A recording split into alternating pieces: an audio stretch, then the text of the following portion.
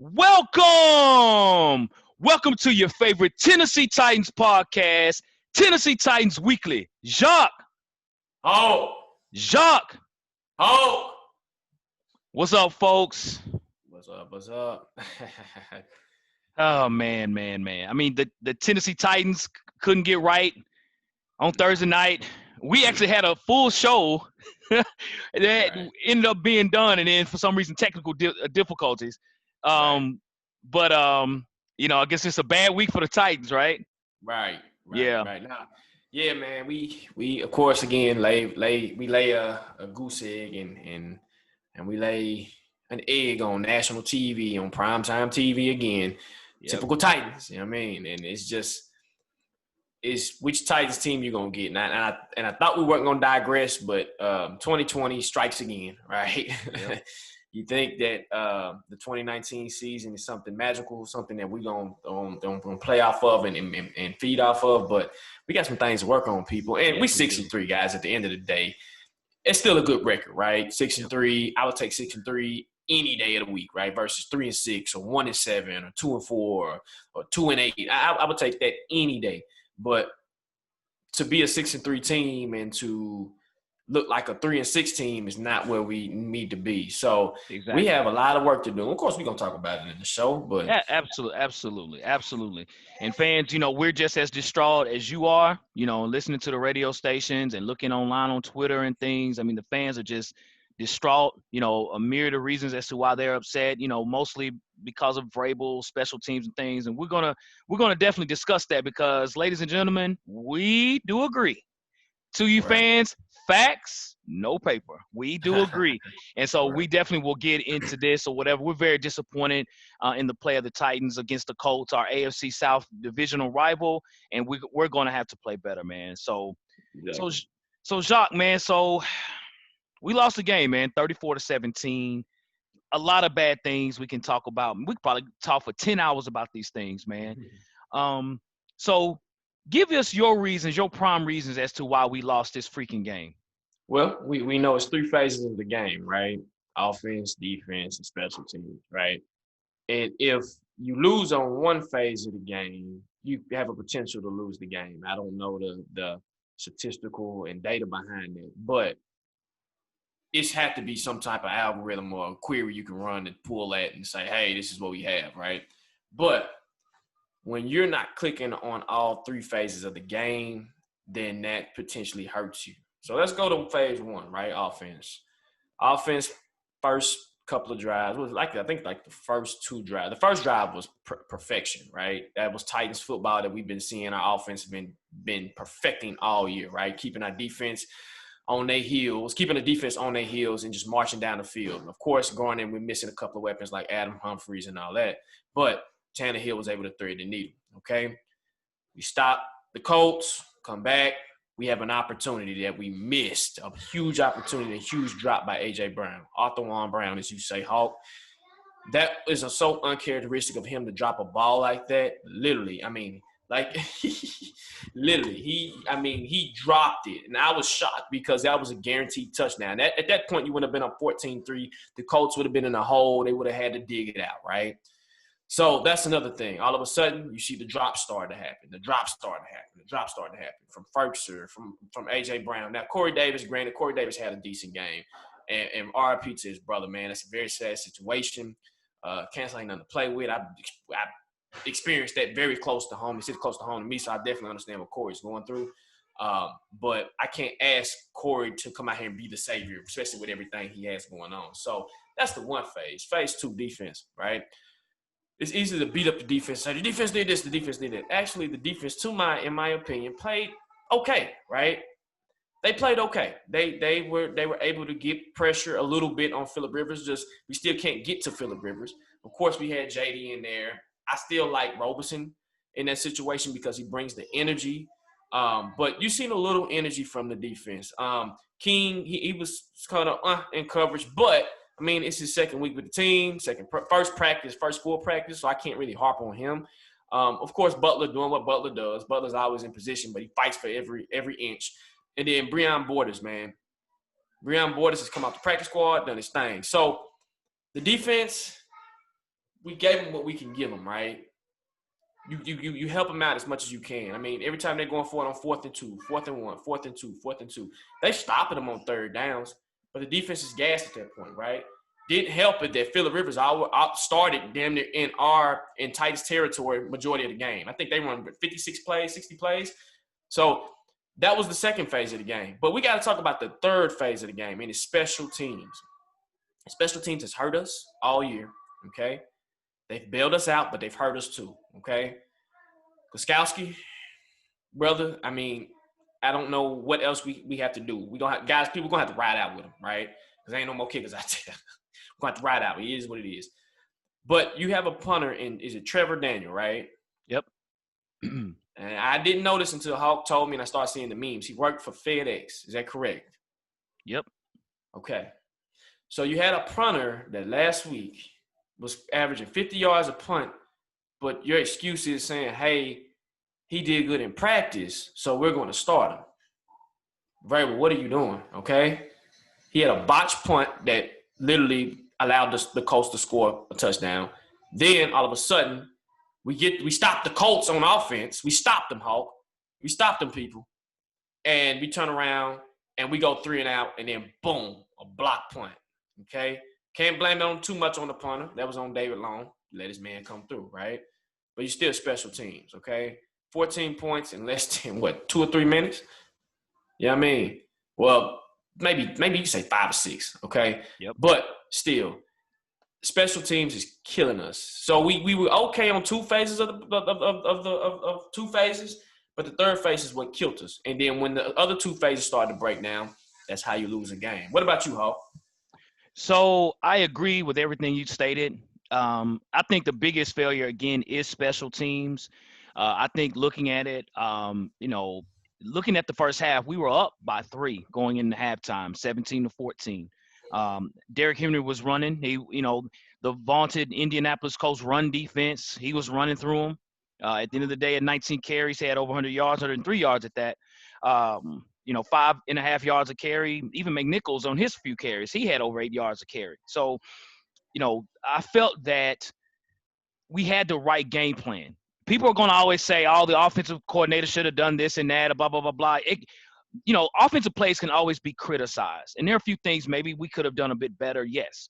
But that's not why we lost the game. We lost the game because of special teams, okay? I think our defense played well enough, not great enough. I think it's, I was telling Jacques this as well. I think our defense leans too much into we're going to win this game because we're going to get turnovers. We're not going to just say play defense. We're hoping for a turnover. Hope money is air money, okay? Those are dream dollars, okay? So if it don't happen, then it's like, oh, my gosh, right? I put all this time in this and nothing happens, then you come up with a loss. So even though we didn't get any turnovers, because that's how we've been winning football games, and the fact that our offense played decent, not great, neither one was great, we still winning the football game at halftime at the end of the day. Second half comes, we didn't score not a single score. Man. But and then, we wonder why. Well, as you just stated, Jacques, defensively, we stopped them. They didn't get a touchdown or anything like that. We stopped them. Then we go 3 and out. It was quick. And we punt the ball 17 yards.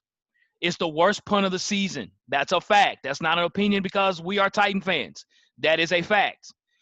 When you look at a college like D3 college schools, you see maybe a 17-yard punt every so often. A Class A high school game, you might see that. Might even be a middle school game. You don't see that in the NFL. That doesn't happen. You don't see 17-yard punts. And all that did was put the defense right back on the field. And then now the defense is like, man, we just got through stopping these guys. We're emotionally, in this thing. We got it. Let's go offense. And then next thing you know, within 3 minutes, you're back on defense again, right? After you just stopped a very powerful offensive front. The front of the Colts and on offense and defense is very tough. But, special teams failed us. Gostkowski with the missed field goal. For some reason, he just can't kick field goals.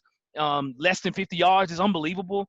I know he's had 3 different holders in 3 different games. I get that too. If people want to, look at that, but at the end of the day, man, you got to make these kicks. And you look at Daniel, who just a few days ago was packing up boxes for FedEx. I think he actually delivered something in my house not too long ago, right? Now he's out there kicking kicking punts in an NFL game on primetime just because he had a better practice. And though Allen had a really good game as a backup punter, you can't ask for much from a backup punter and what he did the last game, and he did pretty well. And the next thing you know, he's not on the field. You put a guy you just signed. So special teams failed us big time, and we allowed the block. I would say one other thing is that our wide receivers are failing Ryan Tannehill. When you look at Ryan Tannehill's numbers, you'll probably like, if no one watched the game, you're like, man, Ryan Tannehill, that was kind of trash. 15 for 27 and only 147 yards and a touchdown.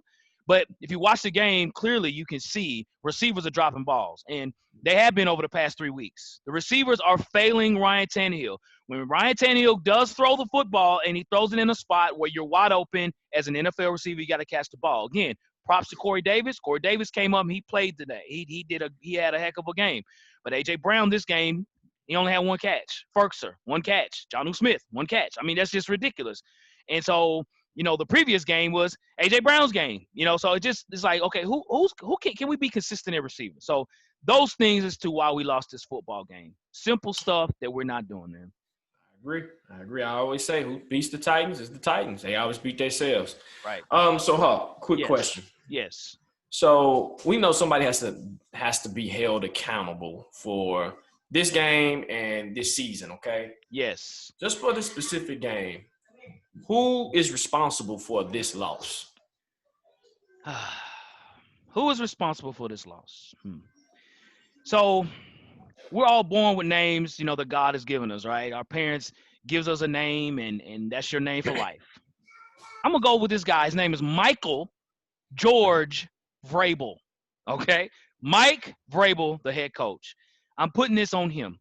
I think as well, by signing a guy that was, again, picking up boxes just last week into an NFL game. And then, when I listen to his press conference, as a coach, you can't throw your players under the bus. He can't say, well, it's such and such fault. It's his fault. He has to say it's on me as a coach. I get that. But, one thing I would say, too, that I don't hear a lot from him is to say, look, man, I apologize for the mistake that I made. I made a mistake. I brought in a guy that, that hadn't punted. He's a good punter. He had a great practice. That's what Mike Vrabel stated. But, if anything, not to say throw Daniel under the bus, but just to say, hey, maybe I didn't make the right decision. Daniel's a good punter, but, at this time, maybe I should have evaluated a little bit better as far as the opportunity for our other punter who did play the last game, and as in Allen, to play this game. So Mike Vrabel and the special teams coach put us in a position. Now, I could blame the special teams coach. And the special team coach probably told Mike Vrabel, hey, because Vrabel's probably not paying attention in practice to special teams. So he comes to Mike Vrabel and say, hey, man, this guy Daniel, he's been putting his tail off. Let's put him in the game. Mike Vrabel could veto that and say, well, look, man, we just had Allen the last game. He was punting 50 yards a punt. Let's go on and keep him in there, and then let them guys battle it out over this next 10 days. Let's battle it out and then make that decision going forward. Not over 3 days of practice, and next thing you know, you're kicking in an NFL game, and you had kicked in an NFL game all season. This loss is on Mike Vrabel. I feel the team played a hard game, though the Colts was a nasty team. They were out there hidden. The Colts were wanting to win this game, and they did a great job on offense and defense being physical. But we lost because of special teams, and I got to put that on Michael George Vrabel. What about for you, sir? So for me, I can easily say Mike Vrabel, right? But I'm going to go with special teams. I'm going to go to special teams coach, Craig Ackerman, okay?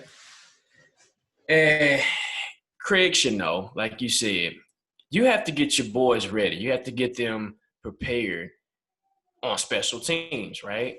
Special teams is one of those group of guys that doesn't get playing time, but hey, special teams, this is an important phase of the game because special teams can win you the game or it can lose you the game, literally, okay? And for this particular game, like you said, Ackerman is saying, hey, Daniel's out here kicking. He's doing this and he's doing that. Now, how do we know that Ackerman probably did say, hey, we don't want to go with Daniels, okay? Daniels, even though he's had a good practice, hey, I don't see it, right? But what I'm seeing with special teams and what I see with this group now is they're not prepared. They're not focused, right? That's also uncharacteristic of David Long. Facts, no paper. David Long literally, and that's so uncharacteristic of him, to literally let a player come right past him. I'm like, hey, that's special teams. That's special teams play calling, right? That's Craig Ackerman saying, hey, guys, max protect. If you know they're bringing the house, max protect, right? I'm bringing my gunners in. I'm bringing everybody in because I know I have a new punter, right? But for me, it's Craig, man, literally. And Mike Vrabel, he gets a piece of that pie also. But, I mean, you the special teams coach, man. Last year, special teams was amazing. Special teams won us games last year, right? Yep. Minus guarding the kicker. But, I mean, we had several block field goals. The Kansas City game last year, literally, a block field goal by Kalu that saved the game and literally saved our season, right? So, Craig has to get his boys and rally his troops, man, because if he doesn't, I mean, special teams can continue to be a killer. And then, like I said, once offense kind of phases out and they're having a bad series and defense is having a bad series, hey, we need you special teams. And that's what we were able to lean on with Kern, because Kern is an amazing punter. He's one of the best players on the team, one of the best punters in the league. I'm going to say the best punter in the league, literally. I mean, two-time Pro Bowler. Exactly. And in those situations, we could have pinned the Colts back in their territory and you have to make them march down the field versus, hey, we on our own 50. And we just got to go 50 yards to get a touchdown, right? Right. So for me, it's Craig, man. Craig Ackerman. Okay, cool. So we talked a lot about how we lost and how poor we played as a team and everything. Were there any bright spots in this game? Of course I can say Derrick Henry, right? I can be like, hey, Derrick, hey, you're the bright spot, which I kept telling you this, Hawk. I want him to get 100. But for me, it's Breon Borders, okay? The practice squad cornerback that has come in and filled the role that I'm surprised that he's been able to do. He's been able to ask, right? Literally, I mean, Pro Football Focus got him at 84% in coverage. That's amazing coming from the practice squad, right? Yeah. And he's had to go up against some talented receivers, man. Some talented receivers. He was tasked to guard T.Y. Hilton, okay? Something we drafted Adoree Jackson for that reason. We would have drafted to guard T.Y., right? Yep. We know Adoree, and I know Adoree didn't play. We know he's had struggles. Butler's had struggles, right? But when I see Breon Borders over here, good technique, in position, not making stupid penalties, not grabby. He's not a grabby corner. He's good in space. He uses his sideline as his best friend. It's amazing to see that, right? Because T.Y. could have easily went off. I mean, T.Y. historically has had big games against the Titans. Literally. You name me one game where he hasn't had a big game, right? I think he had, 4 catches, Hall? Correct me if I'm wrong. 4 catches for 40 yards. We held T.Y. to that, man. And now we could have asked Butler and King to step up. Well, Michael Pittman, we could have, right? Yeah. But Pittman balled out. He balled out. I like Pittman coming out of college too. Yeah. But when I see Borders coming from the practice squad, I'm like, hey, this young man is contributing, but he's contributing in a silent way, right? He's contributing in a way where it's so quiet. It's like, hey, this is cool. This is quiet. I know he used to play for the Jacksonville Jaguars, but for some reason, he's been consistent with what he's been asked to do. And for me, that's a bright spot in this game that I seen. You didn't allow T.Y. to go off, because if T.Y. would have went off, the game could have been worse, right? Yep. And I know Phillip Rivers was looking for T.Y. on several occasions. They were targeting Borders. It was like, hey, Borders out there, get him. And like I said, I'll never forget one play that night where literally Phillip Stewart downfield, Borders was in position. I was so scared. I was like, is it a pass interference? No flags was on the field. And I went back and looked at the play. He didn't grab him. He wasn't grabbing. He was in position.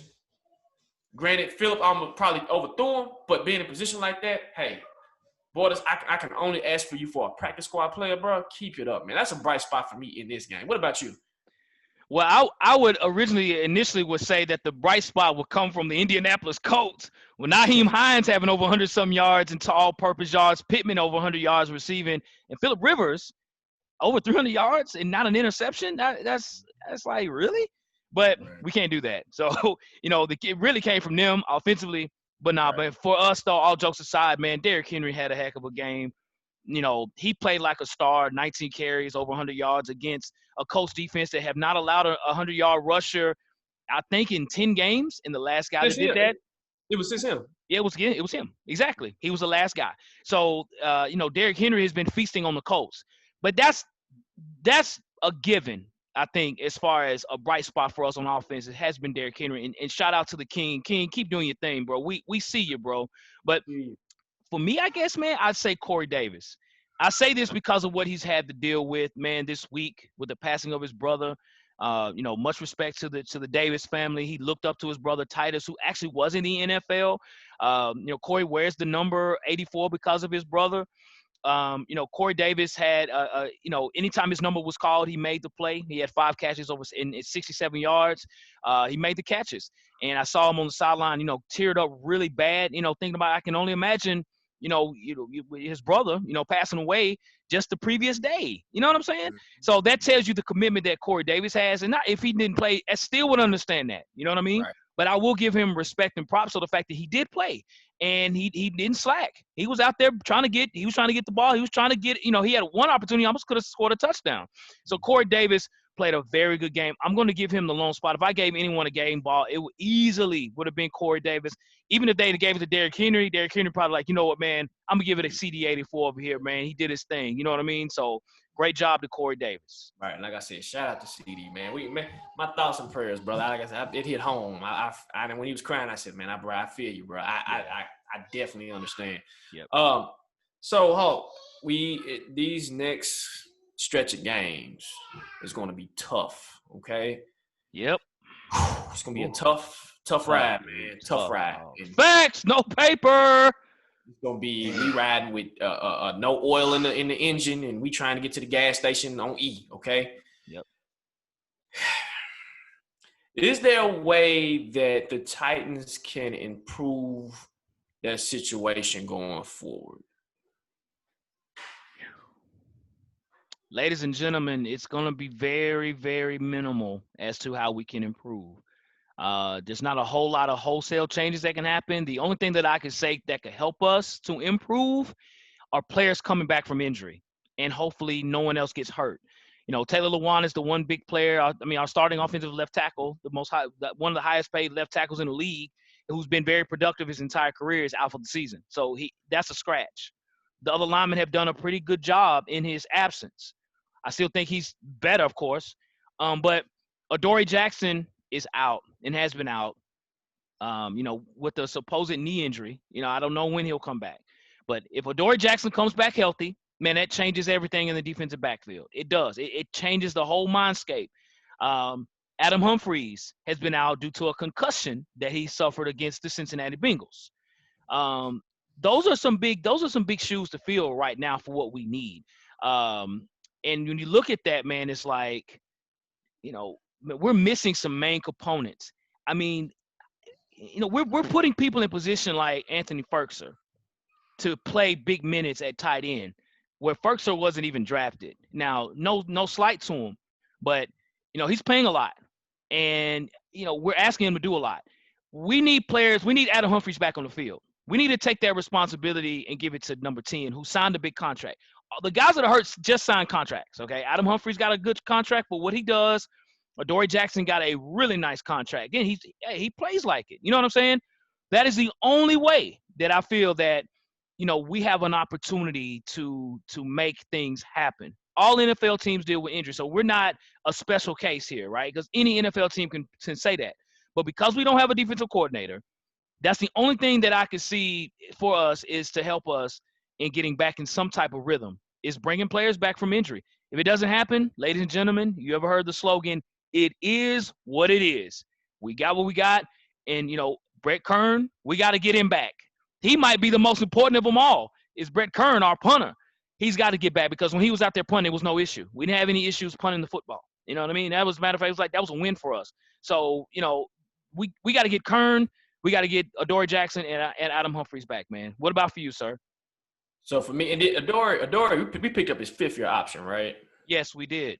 Okay. Yeah, he's here with us, bro. He's here. So with me, and it's the same thing, Hope.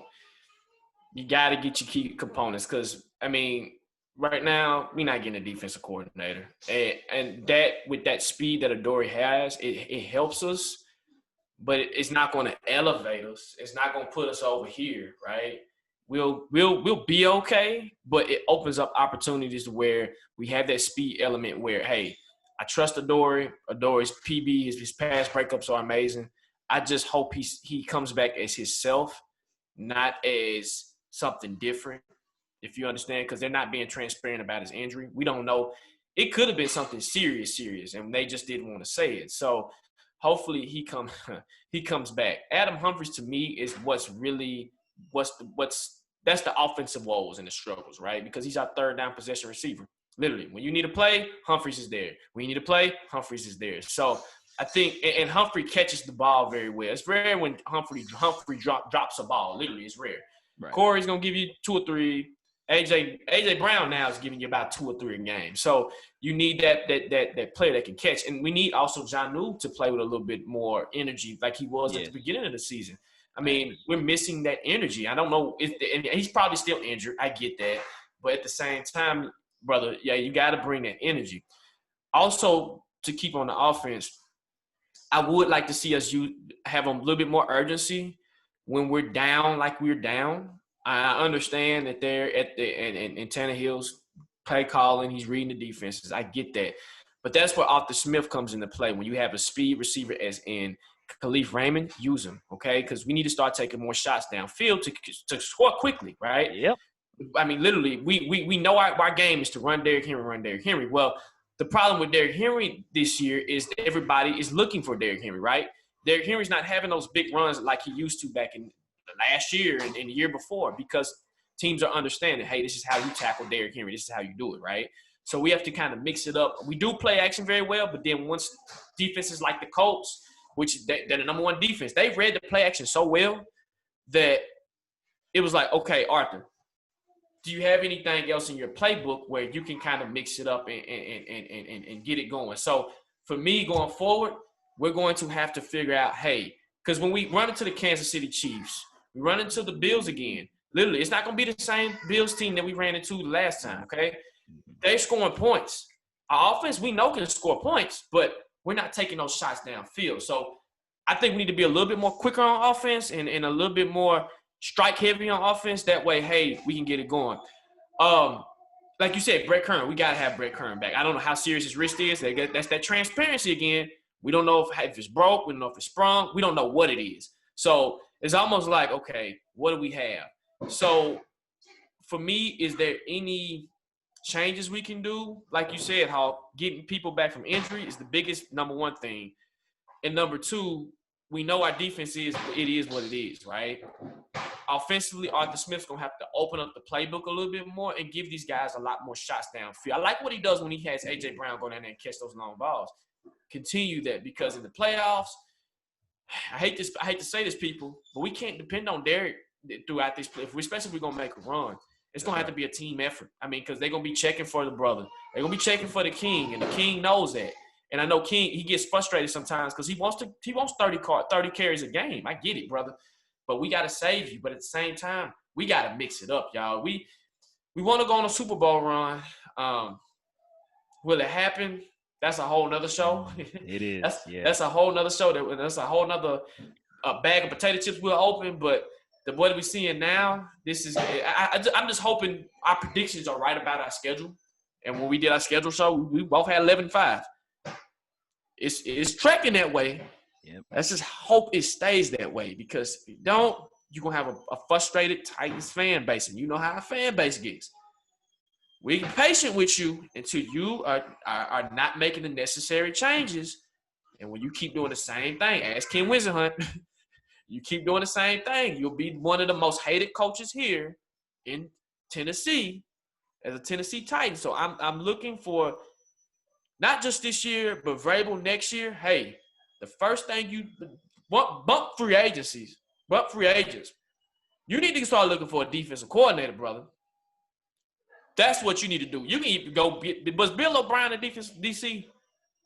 I think Bill O'Brien was the the OC, I think.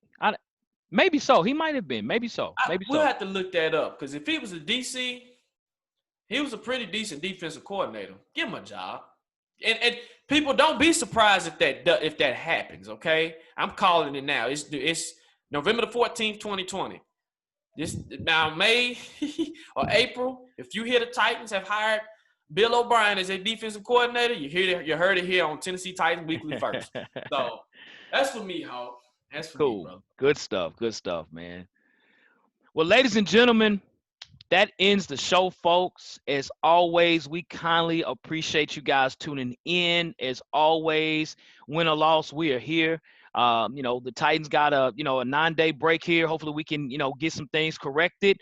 For those that want to, check us out on Instagram, you can, follow us there at Tennessee Titans Weekly.